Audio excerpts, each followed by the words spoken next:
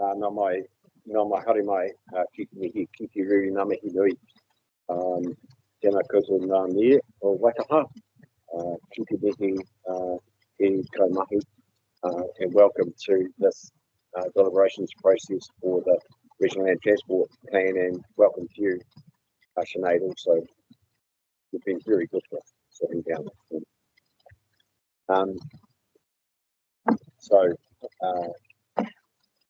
Just to open with the Karakia, as I've got a volunteer, I will do that.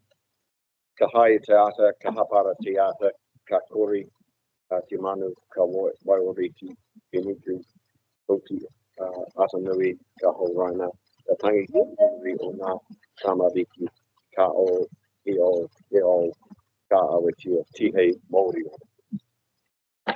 So welcome to this committee meeting. It is being recorded. I'm pleased to say that we have a quorum in the room, and we have an apology. Going to item 2, we have an apology from Mayor Mackle and Mayor Rowley for absence, and we have Mayor Brown and Mayor Monroe online, and Mayor Bowen online. A few other people online too that I can see. Do we have any other apologies? There being none, move to item 3, which is conflicts of interest. Chair, we should just acknowledge His Worship Mayor of Christchurch at this birthday today. Yeah, so it's been remiss of me to do that. I was going to get to that. I was going to extraordinary and urgent business down. I was going to do it under that, but it is urgent to acknowledge that. But well done, Phil. So happy birthday from us, Phil, and hope you have a good weekend, and you hope you get spoiled and you don't have to go to too many meal functions. You've got the right to reply if you want to take it. 66, just a pup. Yeah. So if he doesn't push his microphone, Neil, and Nigel, he's 66 today, so he's pretty comfortable with that. So hopefully he gets looked after the rest of the day. We'll note that. You should know that. I think we should know. So thank you. Thanks for that, Ben, for bringing that up. There's no public forums. We've got no extraordinary business, extraordinary and urgent business, and there are no notices of motion. So we can move to 7.1, which is the Canterbury Regional Land Transport Plan 2024-34 deliberation process. And we have Claire here. So Claire, if you'll come up. We've also got Jess here from the transport team to help us through this if we need some help. So welcome, Claire.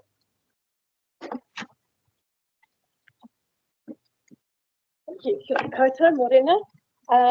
What I thought I'd do is step you through the paper with the analysis and then go back to the recommendations and the intent of those recommendations and how they kind of surfaced from the full analysis. So overall, the submissions were generally supportive of the plan. So you'll see from the appendices that we're not recommending major changes to lots of parts of the plan. So 82% of submissions were supportive of the strategic objectives, 89% supportive of the investment priorities, and 64% supportive of the measures of success. The lowest area was in the key target, and I actually think some of that might be around, and you'll see this in the analysis, how the targets talk to the monitoring framework and what's in the sphere of control of the investment versus the high-level targets that are the collaborative transport sector targets that everybody's working towards, and includes investment from Kiwi Rail, the Whakakapi National Plan program. Those things also contribute to those targets, whereas the monitoring framework are the measures for where the investment's going. So that's why we've recommended, even though there was low levels of support for those particular targets, we've recommended no change. In terms of the approach to funding. 92% of submissions were in support of doing something different in terms of transport funding. There was a range of ideas put forward, which are itemised in the paper for you. So sorry, I'm kind of jumping around the paper. So that's on page 20. So the top one that came up was tolls for improvement. Public-private partnerships came up quite a lot, although there was also people who said that private investment may not be appropriate for some public assets, so that would all need to be worked through. Increasing the government funding, fuel levies, congestion pricing, parking charges, there was lots of ideas, and I've summarised that as yes, there is support to focus look at that. So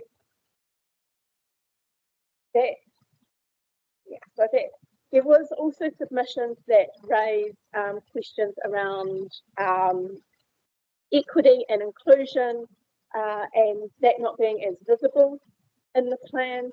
So, for example, in the vision, it came up.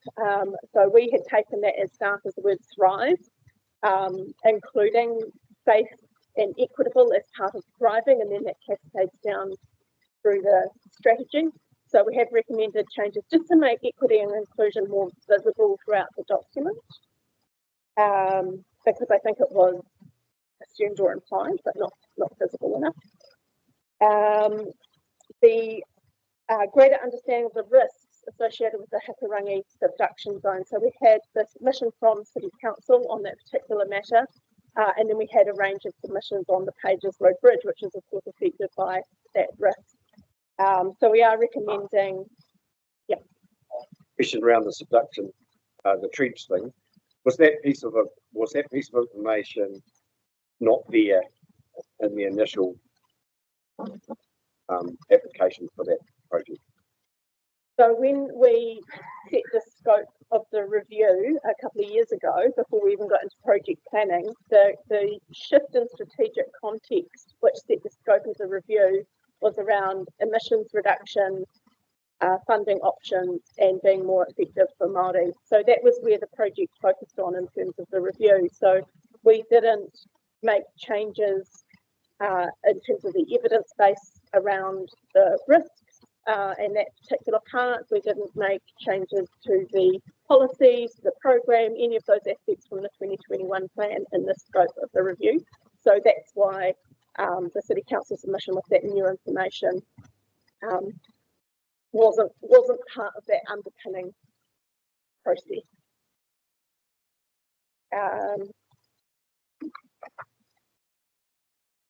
So other matters that came up was that legislation had been repealed since we had put out the draft. So we will tidy up those sections that relate to repealed legislation, and also the new draft government policy statement. So there's changes recommended throughout the document in relation to that as well. That's in terms of the knowledge you have of the GPS as it is at the moment. Now, if the GPS does substantially change through the submission process, do you need to make further changes to RLTP? So if you have a look at the risk section of the paper on page 22, we outline what this means in terms of the new draft GPS. So legally, we are still required under the Act to work to the 2021 GPS. So that having a draft hasn't substantially changed the plan, but where we referred to the previous draft, we're recommending changes as a result of that. But in terms of then how much that changes, the RLTP is still the Canterbury story for transport, and we've done an alignment, an initial assessment of the alignment of the plan to the 2020, to the new draft 2024 GPS, and we think there is alignment there. But there's not a need we're not required to review the RLTP if there's a substantial change in the GPS, but it might be that variations might be proposed to the committee from the approved organisations if they make changes as a result. I think, I mean, I'm asking this to be a bit sort of, not inquiring, but I mean, the complexity that we have in terms of the stuff that we're dealing with here is barely understood sometimes by the people in the room that we have sitting around. So I'm not saying that mayors don't read everything, but the depth of knowledge to understand the hurdles you need to jump to get where you need to jump to. You and I were part of an interview this morning at the Radio New Zealand about Bakers Road Bridge, for example, and how that's jumped around in terms of rankings in the regional land transport plan. And it took some discussion and some technical expertise from you to get the explanation on the table. Now, if you're sitting out in New Brighton, or if you're sitting at William, or if you're sitting in a queue of cars coming into Ashburton, or trying to get through Ashburton, well, I'm going to try this afternoon, they don't understand this stuff. And they just think, well, why can't you just go and fix it? And I'm saying, well, actually, there's a whole lot of stuff you need to consider here. And I think, I don't know, but I mean, one of the conversations that we need to have with the minister and others is like, this, does it have to be this tough? Because we get, you know, I mean, that politics said to me is, well, what are you going to do about it? Well, do everything I can about it. But essentially what we've got is we've got a process, transport office, the NTPA, putting this stuff together, and a magnificent form that they do it in, and then you've got the emotional stuff that comes on the outside. So I'm not picking on you here, I'm just highlighting that this is very complex. We're incredibly lucky to have you that understand. Because I know we struggle, don't we? Out there. Okay, all right, go. So in terms of usual regional land transport planning processes and having a GPS being approved at this stage in the process, from the people that I've been talking to, this is a new space for everybody in New Zealand, and so we're still trying to work out what the implications of that might be. But at this point, I feel that it's low, the residual impacts are considered low. So there's no legal risk for approving the RLTP. There's a shift in terms of which projects may now be more affordable, less affordable, but overall the RLTP might still be okay. And the process is still that organisations have to apply into NLTF, go through that business case hurdle, then the prioritisation, you know, all of that kind of stuff still has to cascade through. And there's no barriers in this RLTP for the organisations who have contributed. So that's in my sphere of control. I don't have control over other parts of the funding process. And that's a good explanation, because it gives us some confidence in terms of where we've got to with this. I still think that the complexity, you know, looks like the duck, isn't it? Like there's a lot of stuff going on under the water with the duck around, and it's just, that's tough to understand. So well done. Thank you. Cool. So just stepping back in the paper a little bit. So, so I've been through the headline targets. I did just also want to touch on the climate impacts that came up a lot as well in the submissions, in terms of the climate impact assessment in Appendices 7, and then how that related to the headline target and the monitoring framework. So the climate impact assessment doesn't measure emissions like the headline target does or the monitoring framework. So the headline target is the national target. The monitoring framework is the investment that's in the plan and what we think that will achieve. And then which is supporting the turning of the curve.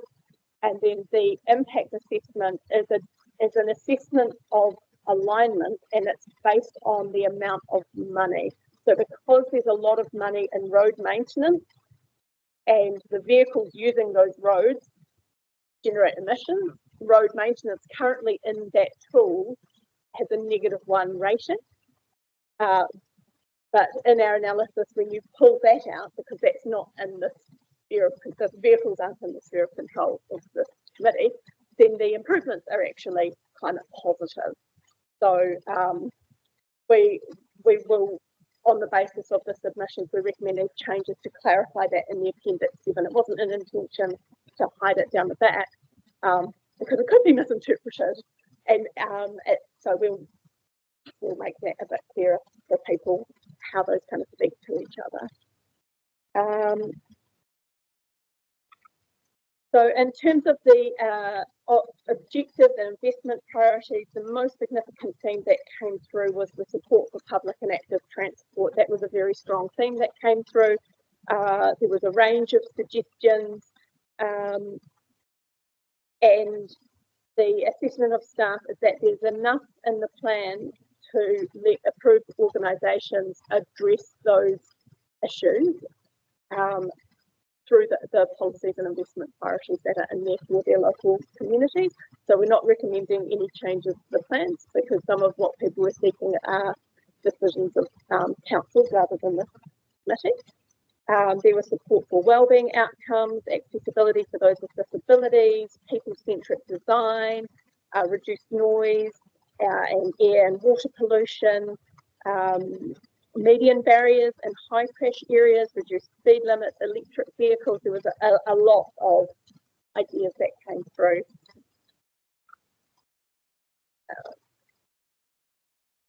So based on all of that, we do recommend retaining what's in the plan, because the plan does address all of those things that people were raising.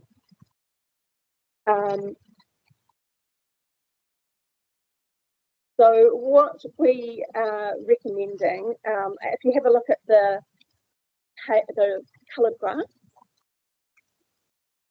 that come through, so these were from the people that filled in the survey, which helps us with the analysis, and then we also took the narrative analysis and aligned it with this graph to make our recommendations. You'll see that if you add up the green and the yellow together, that's the level of support for those particular objectives.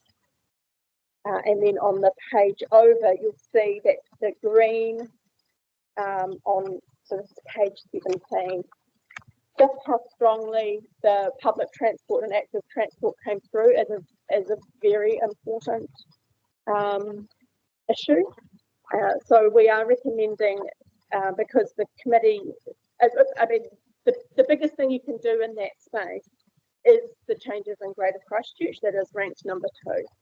So we're not recommending any changes as a result of this to the plan, but we are recommending that the committee ask Environment Canterbury to come and report back about that, because it is so important across Canterbury, and get visibility over what's being done in that space. There were also a lot of submissions in terms of the state highway activities, with a range of submissions from there was a submission about cars pulling over onto private property and what that means for those property owners. There was issues around different improvements. So we're recommending, and some of them were concerns that we believe as officers would more in the technical details as opposed to being able to be addressed through the plan itself. So we're not recommending any changes to the plan, but we are recommending for Whakakapi to just report back on the State Highway Improvement Program as a whole and what's going on across Canterbury. And if you wanted to also highlight the benefits of the Wood End bypass and how important and significant that is for the region. We didn't recommend, we're not recommending any changes for that. But we did have submissions in terms of the ranking of the Pages Road Bridge project, and on the basis of that new information from City Council on the Hakarangi subduction zone risk, and that risk being a similar risk to AF8, the transport officers, so basically the rankings are generated by taking the criteria, regionally significant criteria, the weightings, a raw score that has multiple scores underneath it, and then the transport officers group assessing that, and then chucking it into a spreadsheet which generates the ranking. And with that new information from City Council around the risk, when we had these submissions from other submitters saying to have a look at the Pages Road Bridge ranking, when we reassessed it, we are recommending to change the ranking of Pages Road Bridge and to shift that up to number 4. So it would be your 1 is Ashburton Bridge, 2 is PT Futures and the improvements in public transport in Greater Christchurch, 3 would be the Wood End Bypass, and then 4 would be the Pages Road Bridge along with the Conway Bridge and the Heaton Hayes rail crossing and the investment that addresses the ASA. So, okay, so you've got a piece of paper with a whole lot of numbers on it and some witchcraft behind that, as you've explained to us. However, there are some other criteria there before things actually do get done, and one of those main criteria is that those projects need business cases for them that support those, and in some cases funding from in an RLTP process to fund those also.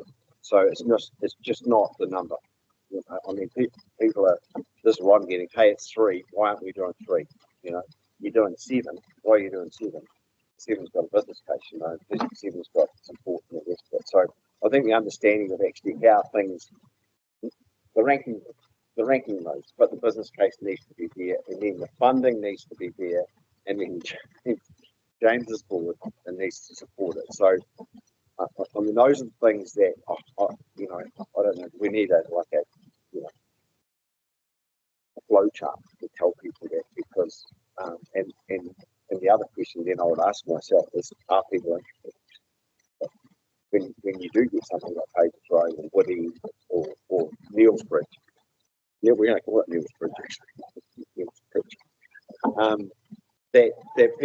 That people, you know, people will see when that section of that bridge dropped down, people say we just need to fix it, you know, and we need another bridge. But it, you know, the government processes are a bit more constrained than just Neil banging on the minister's door to get a new bridge. So I think that maybe we need to work on that key somewhere on. I mean, I think the explanations are great, but you know, try and do that in an elevator with somebody that convince them by the time you get to 6th floor. Good luck. yeah, it is a complex funding system to work within, a complex planning and funding system for transport. And so when we jump to the recommendations, you will see the top recommended action is to actually work directly with the Ministry of Transport on the funding system, both the revenue, where is the money coming from, and ensuring equitable distribution and reducing those risks for Canterbury from the under investment, and get great assurance around that. But before I get too far into the recommendations, I just wanted to also pop back to the feedback. So we're now on page 21 around the monitoring framework. So yeah, we always get really good submissions on our indicators, and but I'm a strategy geek and I love that kind of stuff. I love a good indicator and a good data source. So yeah, we analysed and looked at all of that. We don't have time between, you know, when submissions close and now to actually be able to say, yes, we have the data sources and this will be a good indicator and we know we can report to you on this. So what I'm recommending is that we do focus stick in it. Can't tell you a bit more than that until we actually do the work, and particularly in the areas of maintenance and the cycleways came up, and having a look at roads versus cycleways and looking at some of those maintenance indicators. If we could look at deaths and serious injuries by user groups and whether that's possible to split out at a regional level, mode shift and whether there is actually the shift in use alongside the investment, and also the environmental impact. So at the moment, when you look at the monitoring framework, there's 2 or 3 indicators for each of the investment priorities, and then there's like a one running along the bottom, which is the wellbeing impact. and the positive impacts on wellbeing from that investment, and whether we create like another little bar that's like the environmental impacts from that investment as well. But that will take us some time and work to work it through. So we're just recommending that the committee agree to undertake that work, and then we can come back to the committee once we've investigated it fully. And we can report to you on that as part of the annual monitoring report that comes back. The other aspect to raise under significant and engagement was the submission from Ngaitahu, and we are working with Ngaitahu on that. They didn't want any changes to the content of the plan. It was just more about outside of Greater Christchurch, how do we get a good process going. So we're talking to the Tront and our Tuia team and our Hawhaiō team and the agencies and consultancies that exist to support Rūnaka as well, and developing up what that process might look like.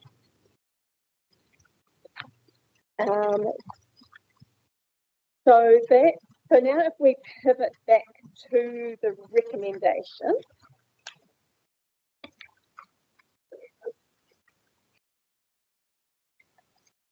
So recommendation one is that you note that it's generally supportive, that there's high levels of support for the objectives, the investment priorities, the problems that people have is the direction that we're getting in to solve. And then the second one is to agree to work with the Ministry of Transport to reduce that risk of underinvestment across Canterbury. And that's because that's the biggest area of risk for the entire plan at the moment, is in that funding space. Then agreeing to investigate the indicators, which I've just talked about. Then the next three recommendations relate to kind of the submissions that for 4 and 5 are not really in the sphere of control of the committee. So the state highway activities and getting clarity from Whakakotahi on where the state highway investment is going. It's noted in the paper that we expect Whakakotahi is reviewing their state highways in light of the new GPS, and there's that potential for a variation be submitted to the committee, and the potential is high. But it's likely to improve the affordability of the plan, which is really good. So it's just where the marbles have fallen through the marble run, I guess. And if you wanted to, in doing that, you could take the opportunity to highlight the benefits and the significant need for the Wood End bypass to go ahead. Up to you. That's your recommend what you would like Whakakotahi to report back on. And then also for the Canterbury Regional Council to report back on those public transport improvements in Greater Christchurch, which it's a regional issue. If you've got regional impact that you're wanting to achieve, your kind of quick win, not that there's ever really any quick win in transport, but it is targeting those public transport services in Greater Christchurch. And then that reduces the spread of costs to try and achieve the overall outcome across the region, if that makes any sense. And then the sixth one is amending the plan. So this is actually direct changes into the plan itself, and that number one being including information about the Hikurangi subduction zone risk, which then affects the ranking of the Pages Road Bridge, and then other changes to the plan. So that's kind of the bulk of it. Having to take any questions or clarify anything? I think the conversation is the submission process. You've pretty much covered that in terms of where we've got to with this. I think the discussion here will come out in the recommendation because I think those are things that committee members need to take into account. And it's already been highlighted where the 4 is required in there by me, but I think what we'll do, we don't usually do this at ECMO. I think what we'll do is leave you at the table and also Jess, and we'll have a conversation about those things and whether we want to follow the recommendations down so that we understand them better and we can inquire on them, because there's some things in there that are important. you know, the amorphous funding that is the National Land Transport Fund. You've highlighted the fact that we should be working more closely with Whakatau in terms of what's going on in Canterbury, so we get a better idea of that. And I think that needs some discussion from members. So if you don't mind, we'll do that. We'll leave you at the table. Thanks. Thank you, Mr. Chair. I just agree with your sentiments at the start. I think you've done a great job. Here it's never an easy process, particularly, and I can assure everyone, I had read the submission earlier, but I spent 3.5 hours last night reading all 526 pages. So, and I'm very compelled after seeing the Neil's submission. There's a couple of points I'd just like to clarify, and it's the reasoning for number 4. When I read that on its plain sense, I'm interpreting it a different way than perhaps staff interpreted it. Particularly, probably it's on the background of number 32, pages 17, that talks about concerns raised about the rankings of 2 significant activities, Northern Link and Pages Road. But I can tell you, having read that document, there are 4 mentionings of the William bypass. 2 were Northern Link, 2 were against, the other 2 were from Haranui and our own council, which supported it. One of them was from a submitter who had a property that's directly interested both here, and the other was just the gate. So I guess my concern is the way that that's worded now. I don't have any problem with requesting Transport Agency to report to the Committee on State Highway Improvements in Canterbury. I'd probably put full stop there. I don't know if it needs to specify including the benefits, because I think it can be within 12 months, but specifying and outlining a project specifically, I read it differently, that it was actually saying, well, we're questioning the benefits of it, right? On the back. I don't think we need too much discussion around form. We'll deal with form when we get to form, so yeah, I'm happy with that. Yes. Go. So just one other was, there was a lot of submissions around rail, and I agree with the sentiments around rail, and we've sort of kind of agreed ourselves. The difficulties we have, I see it as actually working with Kiwi Rail. We all have our frustrations there. I'm wondering in a 2, Mr. Chair agrees to work with the Ministry of Transport, and if you added and Kiwi Rail, might then enable us to step off that. I'd also be interested to know, I couldn't see it in here, what was our proposal to address that. And I'm wondering if with that wording it might give us the opportunity to further look at it. When we had Rod Carr present to us recently at the Forum, what he was talking about is yes, all these things are really important, but if you not protect the corridor, you're missing the opportunity. We can't get things done on the corridor where there's Kiwi Rail involved because of their attitude at the moment. If we are, we need to change that. I'm just wondering if you have any comments on that. My suggestion would be to at least add Kiwi Rail in there. Look, I think that's a really good point, a strong point, and we did approach the Minister last triennium to have Kiwi Rail's permanent representative on this committee, where they do exist, I think, in Auckland and also maybe Tauranga. Yeah, definitely Auckland, and Kiwi Rail representative to RTC has to be appointed by the Minister. Now, I think there's a lack of clarity at the moment in terms of what is the intention of Kiwi Rail and where they're headed. I mean, there are a number of things that we want to ask the Minister when we get to see him on meeting them on the 12th of June. Yeah.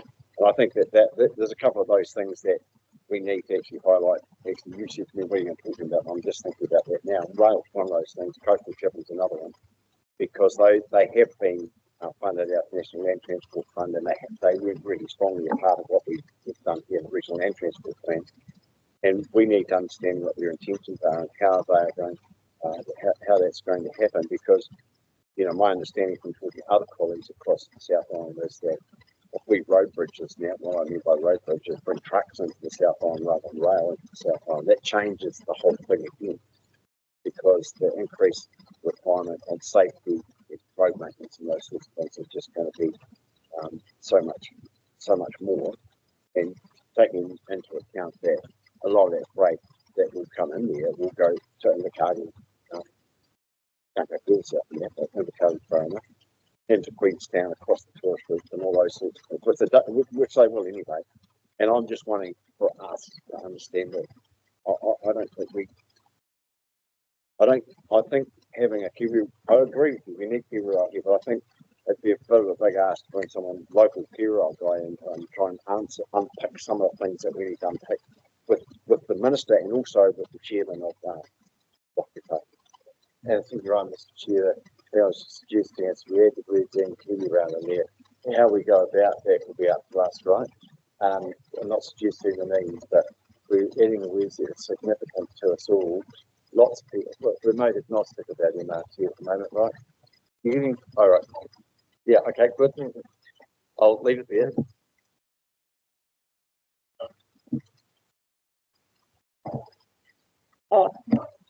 Sorry, Chair.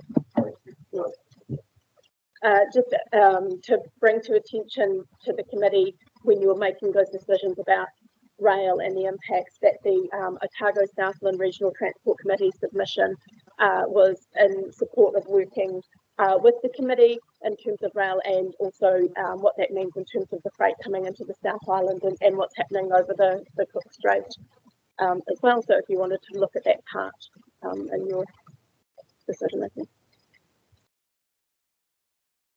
Just to add to that as well, through Mr. Chair, so the committee previously had asked also Environment Canterbury to include funding in our LTP around doing market utilisation study and rail demand studies. So there is a conversation happening there as well. So part of our LTP discussions will need to be considering where that funding sits. Obviously, we've got to get to at this point.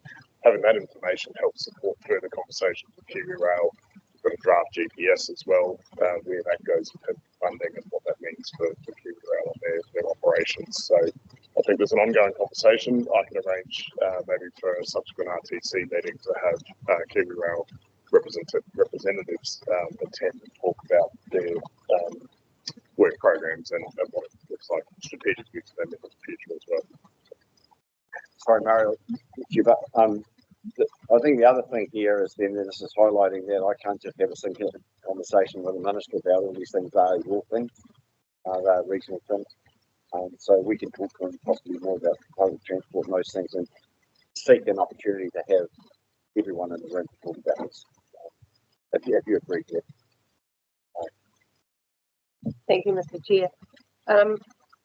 I guess I just want to highlight what I see in the recommendations in regard to the ranking change for Pages Road Bridge, and citing the Hukarangi subduction zone as part of the reasoning for that. We've talked a lot this morning about equity, and in actual fact, if everybody in this room knows where the siting of the Conway Road Bridge is and the importance of that bridge to productivity across New Zealand, the Conway Road Bridge actually is much greater concern than what we've heard in the submissions. The bridge, following the 2016 earthquake, still has large vertical cracked piers, widespread cracking of beams and pier faces, and it's been reduced now by speed and weight for over-dimensioned vehicles that actually transport product up and down New Zealand when they can't get through the tunnels on State Highway 1. So that bridge will be critical to actually enable that to happen. And so I am concerned to see that a bridge of that significance to productivity has been is now sitting where there's 4 rankings with a 4th ranking, if you know what I mean. And when we talk about the other, you know, we've talked a lot about public transport, and when I think about equity of rural across Canterbury, it's not sitting there, and I feel really concerned that the siting of an earthquake fault in this instance, it actually will probably reduce the ability for the Conway Road Bridge to be considered as a bridge of significance across New Zealand. And I would like to have some consideration, or I'd certainly like to understand with those 4 products all now sitting at a ranking of 4, how that's going to be rationalised, because my biggest concern is that it will become a numbers game, and the Conway Road Bridge, despite all of the value that it brings, will not be considered in its true value. So I just need to put that to the table. Thank you. Yeah, so it's getting increasingly complex and more difficult to prioritise the investment because of the historic underinvestment. So everything is now becoming equally important, and we will have to take a different approach in 2027 to the prioritisation and the information we collect. We're looking at a multi-criteria analysis approach and building out what those criteria might be. We're going to be doing some pre-work ahead of that to plan that ahead of time and give council, work with the Transport Officers Group around what that process will look like, because a 1 point score in difference suddenly made the difference between being 11th and 4th, and we've got things on the horizon that will also be coming through, like with the Rakaya Bridge, Rangitata Bridge, and those kind of bridges, and the work that the committee's looking for from Christchurch down to Timaru. And so I take your point, and we will work on improving the process for next time. I can't go back and create a new process, unfortunately. We do develop the process before we get the project. And so this time round, we didn't know just how many projects we would get, what those projects were, and then we had to apply the process to those projects. Thank you. Look, I think this is highlighting something that I was going to let you know, but I think this is highlighting something that existing critical infrastructure that's starting to fail as a class. That's what you're saying. This is a class. It is an absolute, but I guess what I would like to put on the table was the fact that, and I think one of the submitters talked about it and said, in an emotional sense, you can't allow this to happen and not support the pages, but it's on your shoulders. But actually, equally, the same principle does apply, and it will just be a numbers game that will enable that project against the Conway Bridge. And I just feel really disappointed in that from a process perspective. And Neil. Yeah, I'd like to support Murray and what she's saying there, and around the Pages Road Bridge and the Conway River Bridge. Christchurch City Council did a good presentation to us. But I hope the staff have done some research on the Hikurangi subduction zone risk, rather than, as well as listening to the submission, has it been backed up with some hard evidence? And because I know Murray's one up there has, so just like to see it's had good research in behind it and re-ranking them. Well, again, one of the things that we have here is a system that ranks things, and that doesn't take in together the district significance of those things and the importance it has to those districts.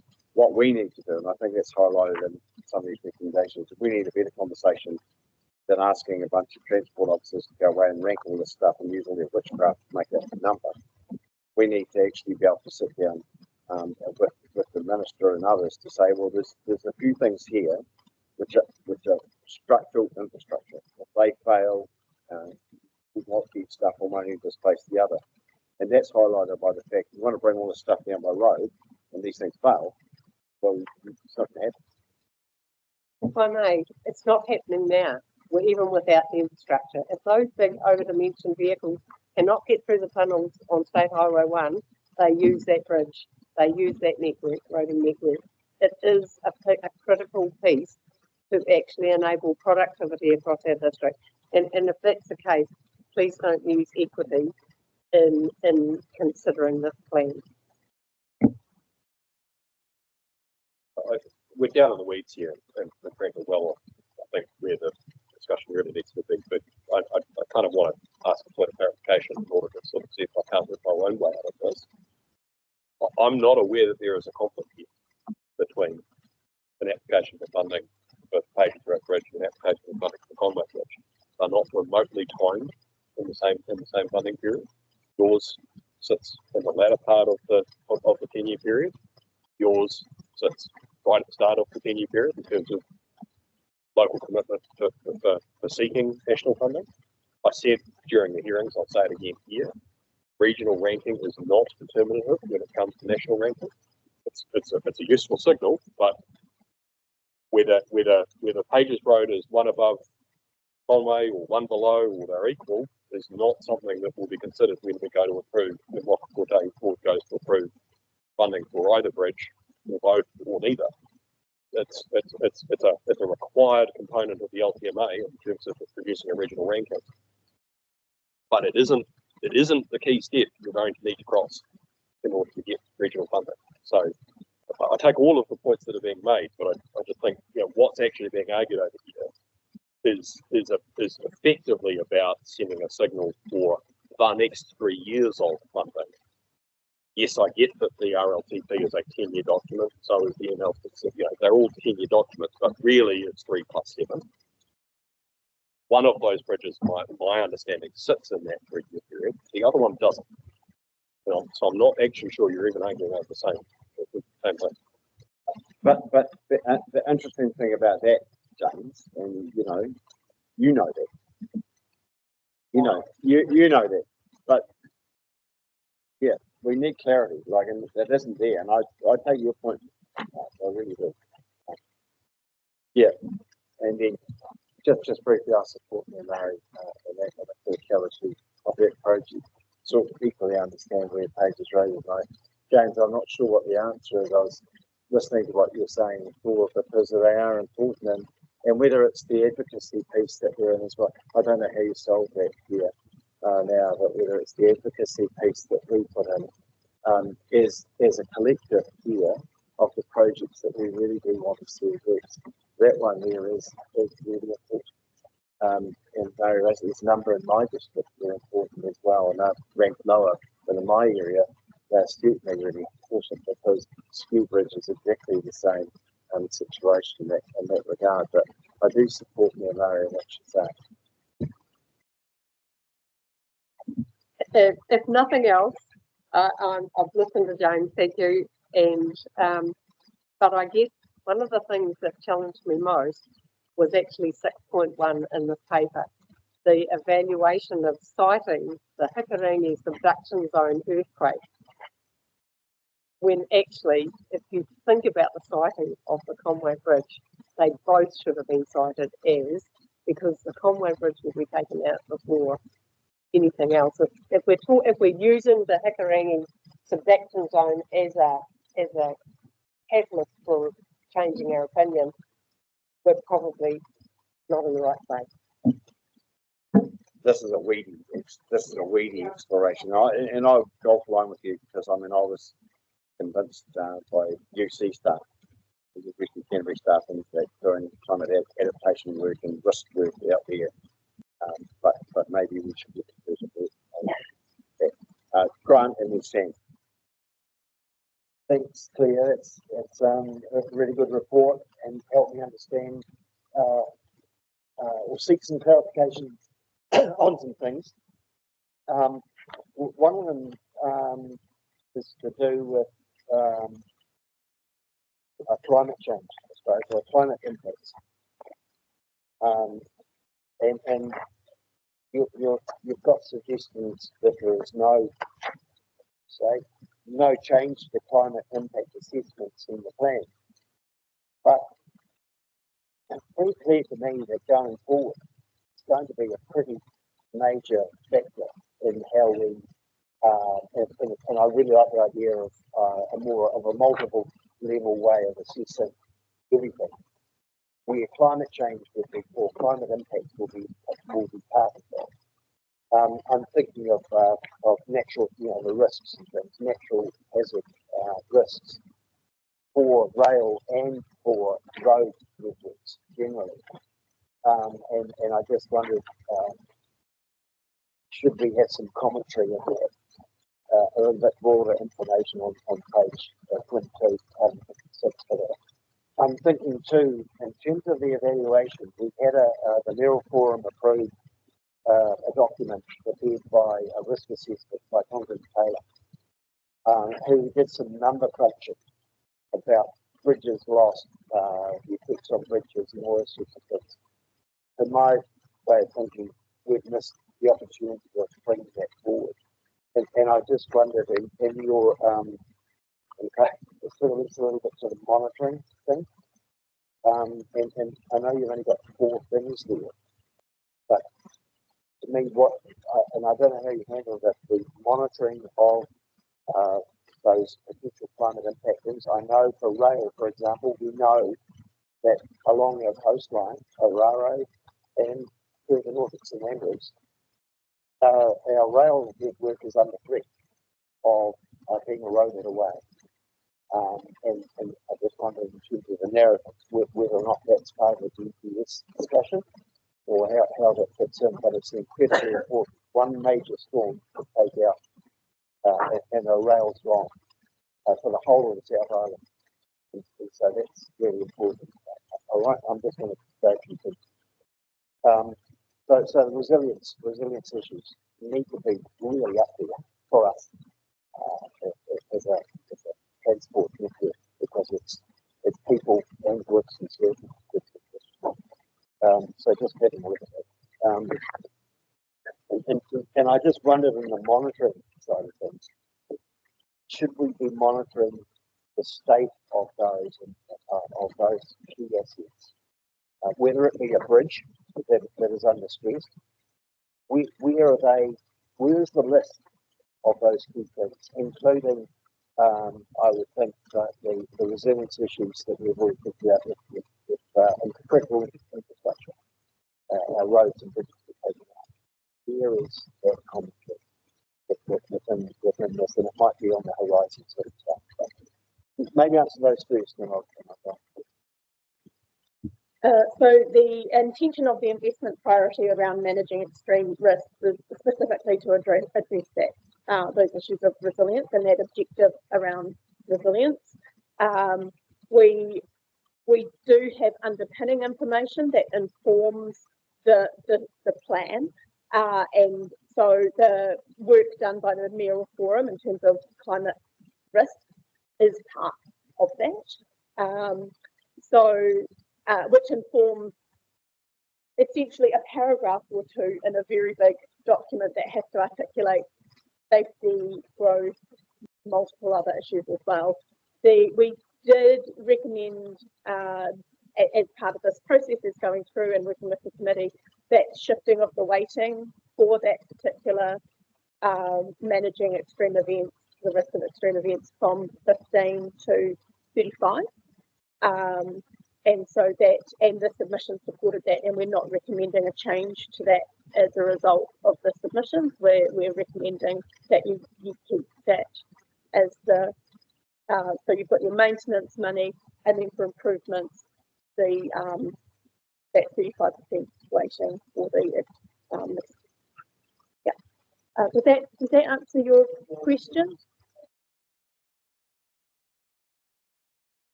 Oh, absolutely. Yeah. Yeah, and I think, when the committee set resilience in 2021, there was only the one project proposed that aligned to that investment priority at the time, and it continues to build. There's more projects proposed. It'll just keep growing and getting more mature as a space and more evidence will capitalising. Gee, just two things. On page 11 there, 6.2, equity and inclusion. I picked up quite a few submissions that are talking about accessibility and connections. Are those things included in your idea of equity rather than specific saying accessibility? We had people representing the disability sector at our workshops, and so we made changes even prior to the draft. Like, we recommended changes to the 2021 when we tabled the draft 2024 plan. As a result of that, we made changes to the glossary in terms of wording around rather walking and cycling, just talking about active transport, because people with disabilities might not be cycling, but they have a whole range of different ways that they can move, and technology is increasing in that space. So we made sure that the wording enabled those different solutions. Finally, just on page 13, the headline target feedback. A lot of people are concerned about our position on emissions, and I know you've got to change the narrative on page 76. But on item 17 there, the first bullet point, you've used the words people wanting to go further, but you've used the word unachievable.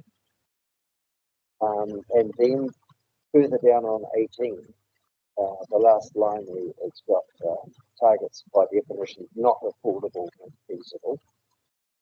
And they're quite blunt terms. And then when you look at some of the staff advice points on page 57, we've used slightly softer language, say potentially not affordable and feasible, may make the plan unaffordable. I just feel more comfortable with those words, that we're not outright saying it's unaffordable. It's potentially, it may be. How do you deal with that? Is it something you could relook at? So what our assessment was if the committee looks to take the do a different target than what is set at a national level that the sector is working on, and set their own targets that was higher, and took full responsibility for achieving that target, all the councils would have to then totally pivot and build their way out of climate change in a way that would be grossly unaffordable. So that it is unaffordable for the committee to set a higher target. That's based on our assessment of the affordability, based on the rates take,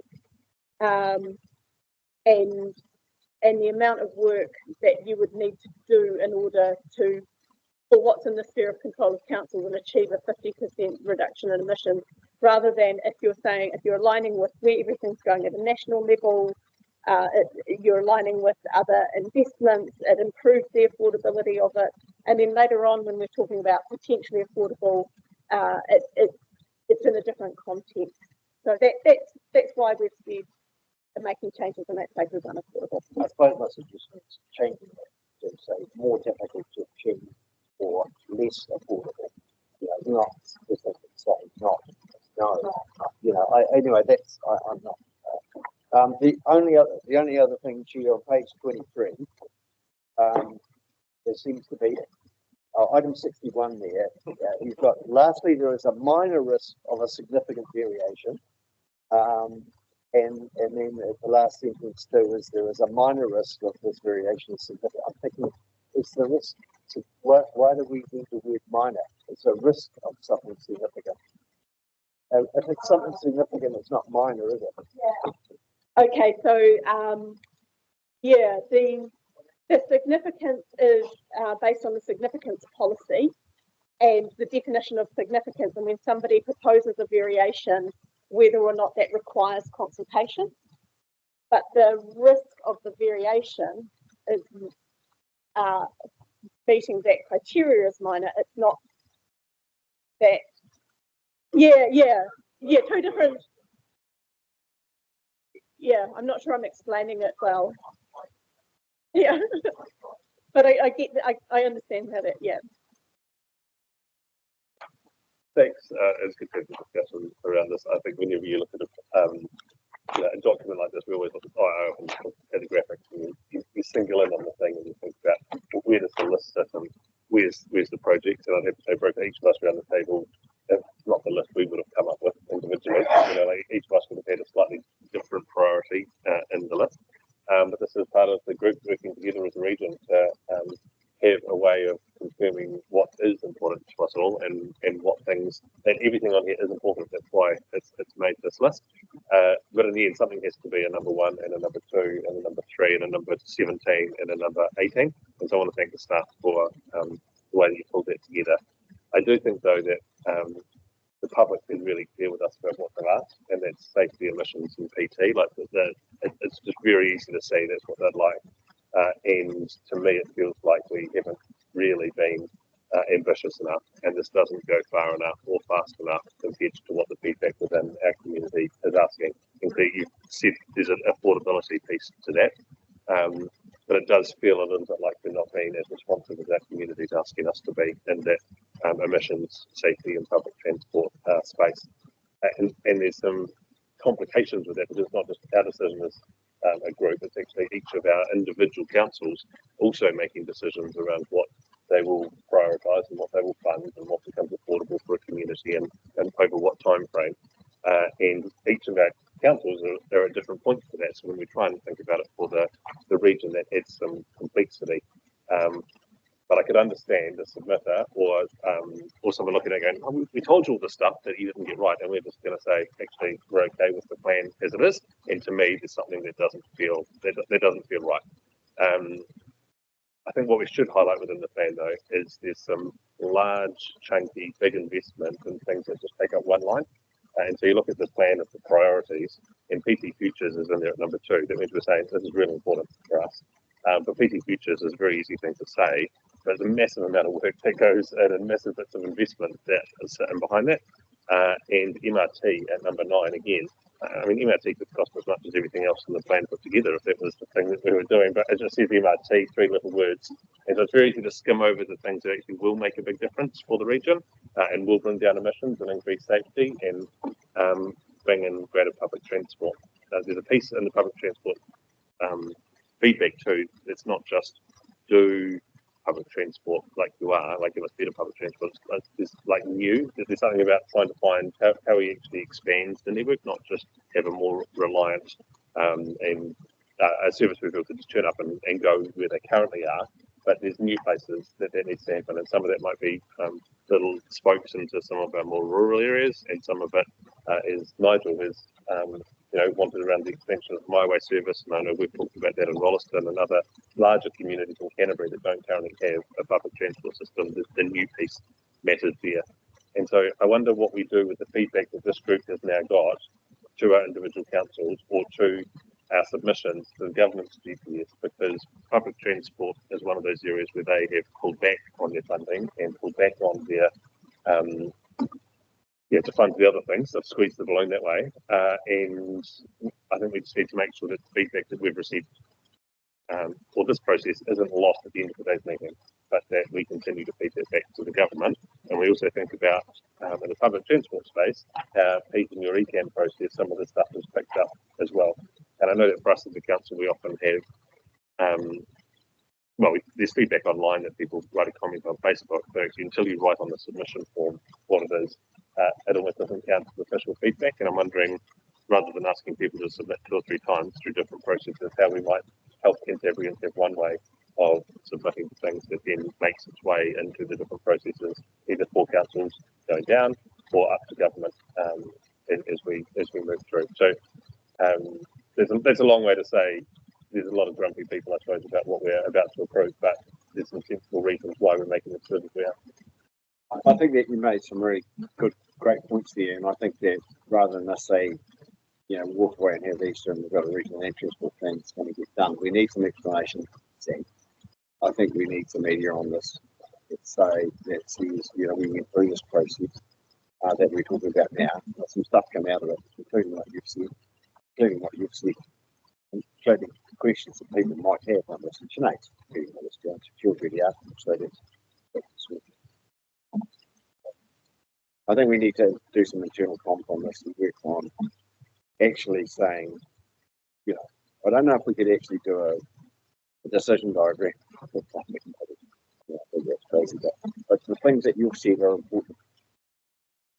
you know, and the things that we're going to talk to the minister about the report, because we have concerns about, like you say, the two little lines, you know, PT Futures and MRT are massive pieces of work. You know, they're going to get into the billions actually, and the commitment from the people of this region for that, for the reasons that you've said, Sam, because they actually underpin some of the things that we're required to do, won't be understood.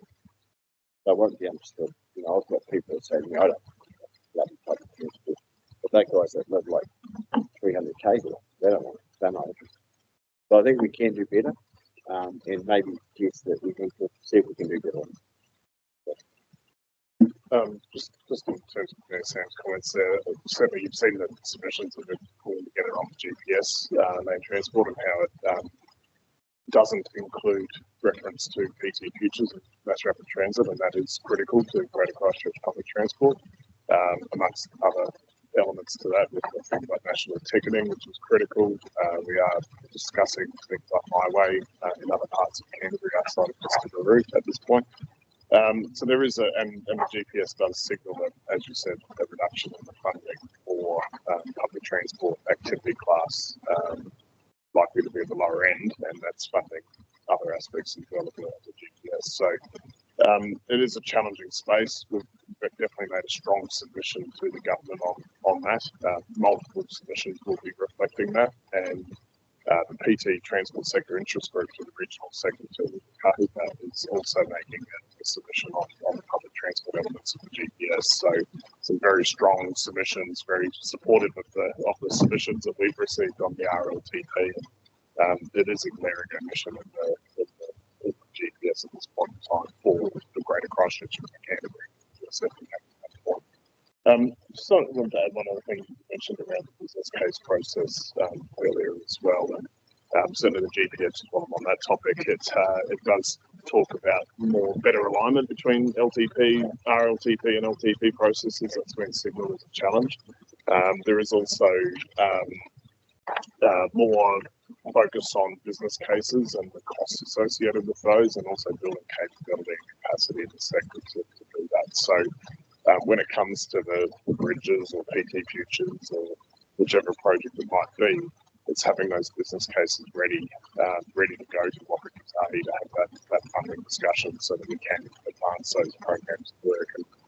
And for in terms of the NLT period, we're talking about the next 3 years of funding, and that's the focus. And some projects are, mass rapid transit, for instance, is a bit further down the track. But the real focus, the PT Futures uplift in the first instance, and the MRT system comes in at a later point in time.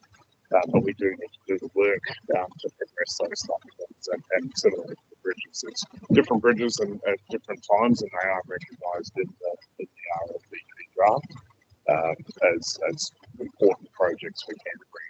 And certainly the submissions that we're making on the GPS are reflecting the resilience challenges of the South Island more broadly, Canterbury, but South Island as well. And I think that picks up a lot of the comments that we've heard around the table today. So you've all seen the draft RTC Mayoral Forum submission.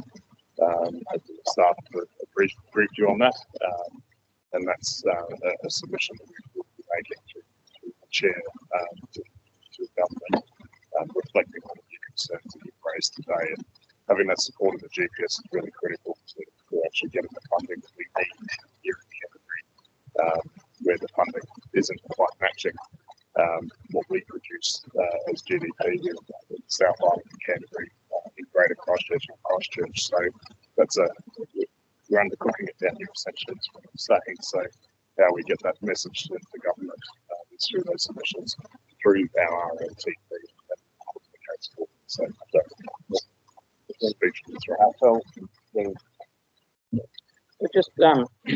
just sort of question for James, and following from what you were saying with business cases and stuff like that. If it comes to the point, let's talk about number 4, for example, and if the government gets down to that point, and as you said, we might say number 4, guys might say, oh, no, that's more important. It's up to you guys to decide what's happens. But if you get down to number 4 And Murray, Conway Bridge has actually already got its business case and its consents and all that done, and Pages Road Bridge hasn't got that far. She's going to win the race because you are ready to go. So we've got to get ours as ready to go as fast as we can. And I think even if we started today, we're going to be 2.5 years down the track before we are ready to go for you to throw money at us. So we've got to, there's a lot of water under the bridge. I'm here all day.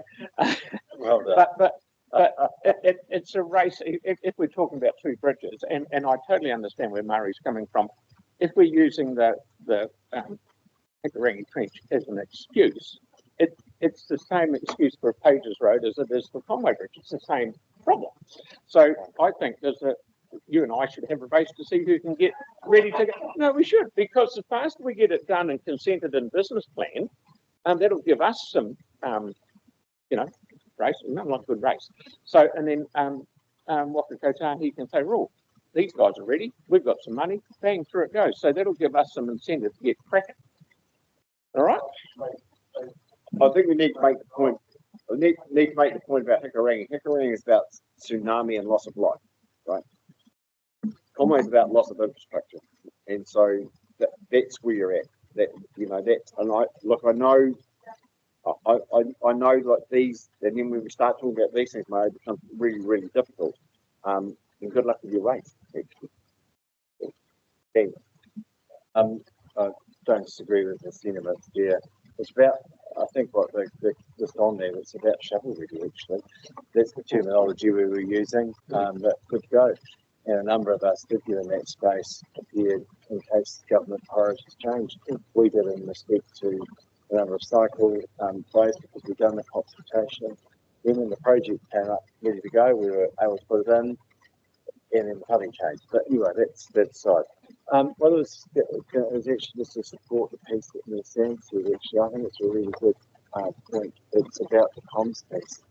We can talk about the numbers and all those other things, but it's around the communications that comes from this. It's the development of the plan document. That'll be the takeaway for people to understand that they have been heard.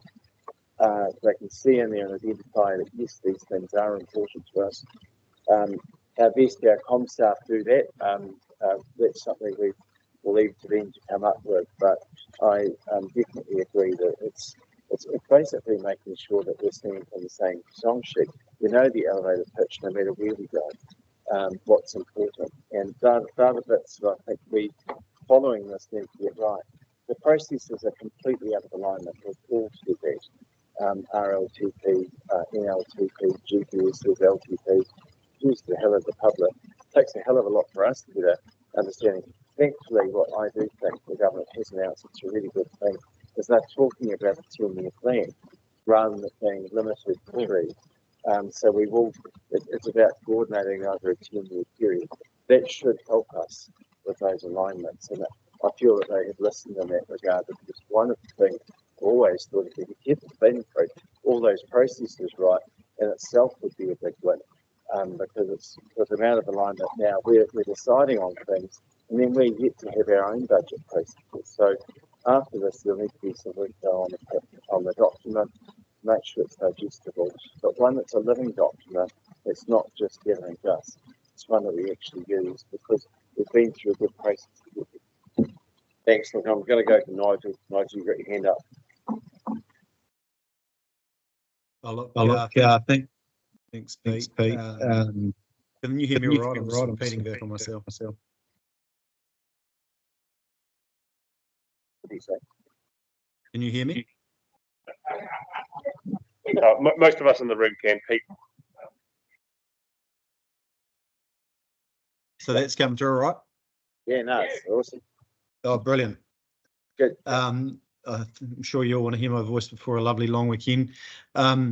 Hey, just a couple of points I want to comment on. I think, Pete raised a good one, the farmer or whoever, living 300k away from central Christchurch. And then you've got we heard from some of the submitters want, a bus transport every 10 minutes because that works for them. But, I just want to go back to a piece in Stuff recently, which is on the $200 billion infrastructure deficit.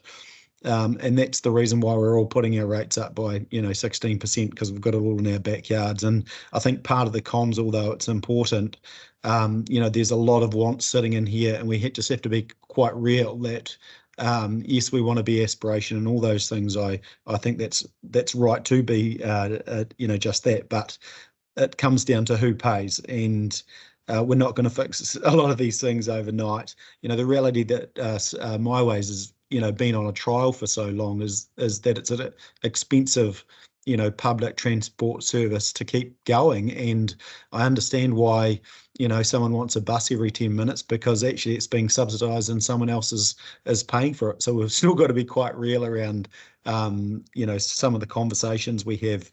And part of this is actually the opportunity to do it, that we can't do everything, and that's why we have a list of priorities, and we've got to get to the point where we trust our officers and staff to work with us to achieve and highlight those priorities. That's probably about me. Thanks, Pete. Yeah, thank you, James. Thanks, Mr. Chair. Look, I just wanted to take the conversation in a completely different direction and go to recommendation 8, which is up to good another one. And personally, given the statutory duty that's on us as an agency, I would be really keen to see that elevated to the same status as the request for a report back to us and to run Canterbury on public transport. There's 3 more years of life of this RLTP, and then we cycle it for another 6 years. I'd really like to see consistent work with this committee and staff to elevate the voice of public good and understand what their ambition and aspiration is, because only by understanding that can we start as RTA to develop programs that respond to that. So whatever time frame it's on at an office level, I'd love to see regular, consistent report back. That's right. I think we'll note that in the minutes, James, and that's an opportunity for us. I think if we change the Whakakapi, just go to different arrangement at Show Place, so that gives us an opportunity to do that actually, and get some notes on the computer. So look, I don't know if there's any more discussion to be had here at all. So we might put the recommendations up on the wall, right? And I think we'll take those first 3 first, because I think they're pretty easy, and then we'll get to 4 and we'll see where we can record it. So I'm not going to read those through. With the Ministry of Transport and Kiwi I'm happy to move the first 3 effects of this. James, whether you wanted 8 to come up higher in the ranking, or you're happy with 8 to be where it is, and we actually just make a note around that. I think if you drag it forward somewhere into 4, 5, and 6, which is about report back. So I'd leave it with it. Is everyone happy that the 2 reads that way? Right, and we have someone to move that. Thanks, Sam, and thank you. And moved by and seconded by Phil. Yeah. Okay. Any further discussion on it? No further discussion. All those in favour, please say aye. All those against. That's carried. So before we get to 4, that's 0. Before we get to 4, can we bring 8 forward to 4?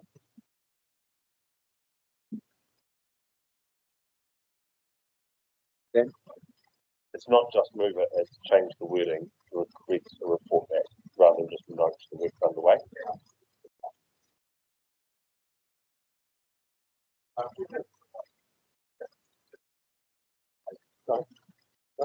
I'd like to see it gone altogether.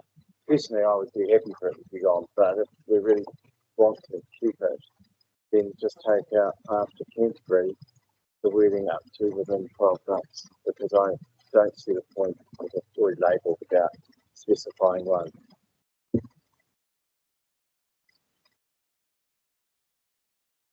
Words out after highway improvements in Canterbury, and take words out within 12 months until.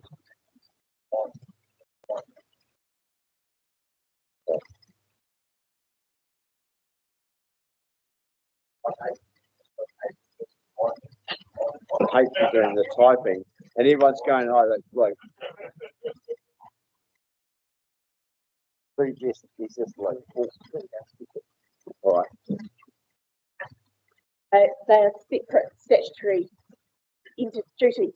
So the working with the Runaka is the RTP,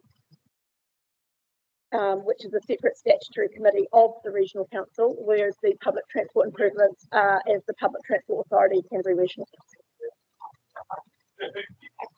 Policy geek.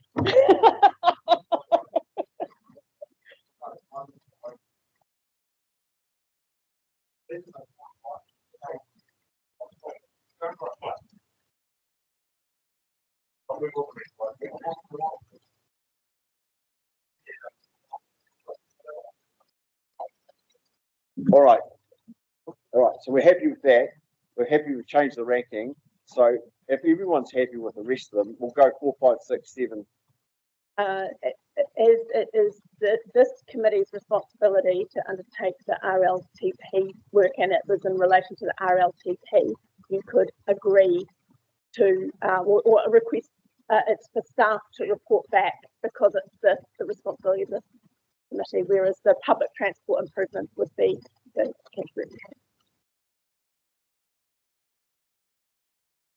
The first part of that doesn't quite make sense. Yeah, so Well, let's make sense. Somebody makes sense, but I I'm not suggest going to make sense. request staff to work to understand the transport expectations of public delivery outside of the Greater Christchurch area and report back to the committee on a regular basis.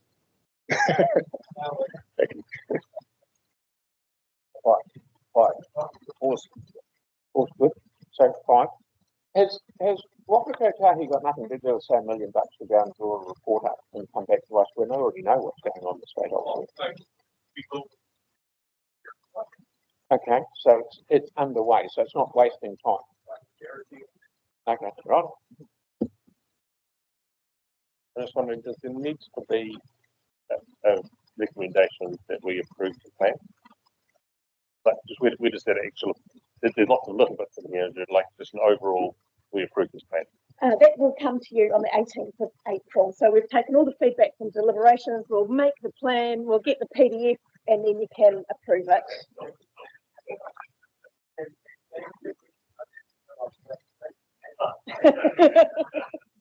You understand that's good. I think the other thing that we'll try and do is to highlight some of those things that we did put that you the media stuff. And so if we could have the story we want to put out when this is approved, then we'll bring it to that meeting also, so you can see what that is, because I think there's we need to pick away at the edges on this. So the next meeting, thank you for that, on the 18th of April 2024 to approve this plan. And so just before we finish, we have lunch here, so we'll make sure you stay for that. It's probably just hot cross buns, but there we go. And so I'll Karakia us out to finish. Anuia, Kiki Uru Tapanui o Kāne, kia waitea, kia mama, tīnā kia ti tīnā nā ti wairua iki arataka na koirai rongo whakakari ake kia ronga kia tīnā, haumi e, hui e, tai. So thank you, thanks Claire.